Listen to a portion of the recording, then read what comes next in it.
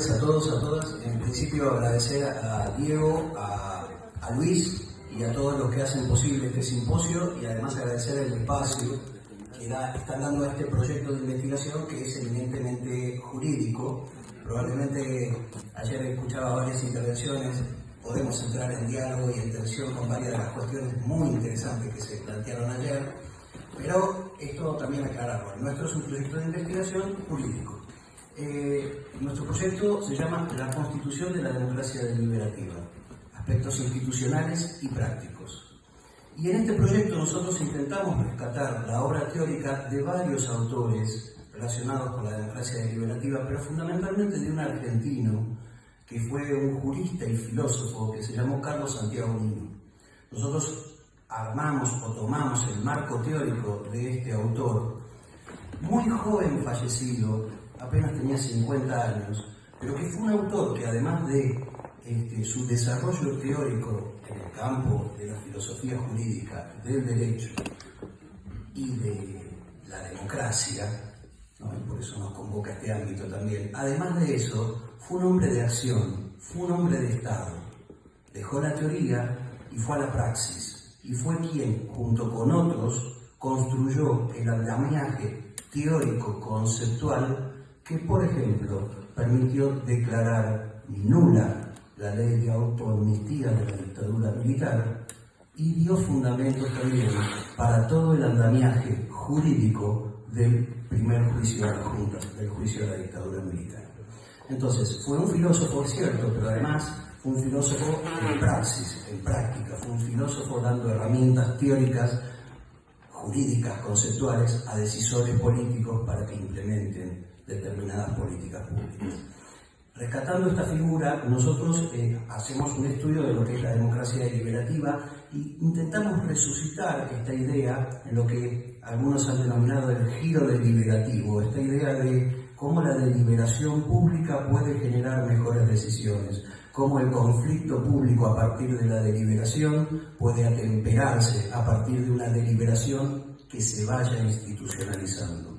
Carlos Nino se preguntaba, ¿qué justifica la democracia? ¿Qué es la democracia? Y él entendía que esta práctica social, la democracia, el derecho, no dejan de ser sucedáneos de una práctica previa muy centrada en la modernidad, que es la deliberación moral, esta idea de intercambio de razones entre sujetos iguales, y a partir de eso la posibilidad de modificar preferencias.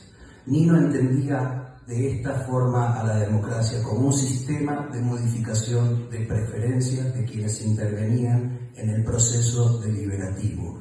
Las preferencias no las tomaba como dadas, como otras teorías de la democracia, sino que entendía que el propio proceso de deliberación democrática iba modificando preferencias. Por supuesto, dos conceptos centrales, voy a hacerlo muy breve porque el trabajo es el que voy a presentar ahora, ¿no? Pero las decisiones de una comunidad política se toman con la participación de todos los afectados en esa decisión, primer concepto. Y segundo, esta decisión se adopta luego de la posibilidad de la deliberación entre iguales, y esto a la vez importa la necesidad de que determinadas precondiciones de esa deliberación democrática se cumplan para que sea una deliberación efectiva entre iguales. Y ahí entra el campo de los derechos, la justificación moral de derechos básicos necesarios para que la práctica democrática tenga esa legitimidad moral que Nino busca. En este contexto, en nuestro proyecto de investigación, abrimos una línea de investigación. ¿Y cuál es esa línea? ¿Qué dice la Corte Suprema de Justicia de la Nación sobre la democracia deliberativa? Si es que dice algo. Y acá ustedes me van a decir, pero pará. Estás hablando de democracia deliberativa y me estás dando un argumento autoritativo que dice la Corte. ¿Qué me importa que dice la Corte si la deliberación es entre iguales? Bueno, nos importa lo que dice la Corte solo por eso, porque es un actor más en el esquema de la práctica social. Es quien argumenta. No entendemos el control de constitucionalidad, esto hablando más para juristas por ahí, como el cierre de la deliberación, no somos defensores ni sacralizamos el control judicial de constitucionalidad sosteniendo que la Corte tenga la última palabra. Pero eso no obsta a preguntarnos qué dice la Corte cuando para resolver casos que tienen impacto público usa el concepto de democracia deliberativa. ¿Qué alcance le da? Entonces, nuestra investigación era primero indagar en jurisprudencia de la Corte si aparecía el concepto de democracia. Luego, si aparecía ese concepto asociado a la idea de deliberación pública. Y en última instancia, ver qué dijo la Corte en esos casos y cuál fue el alcance que le dio en la resolución de esa causa, algunos de gran impacto político y mediático.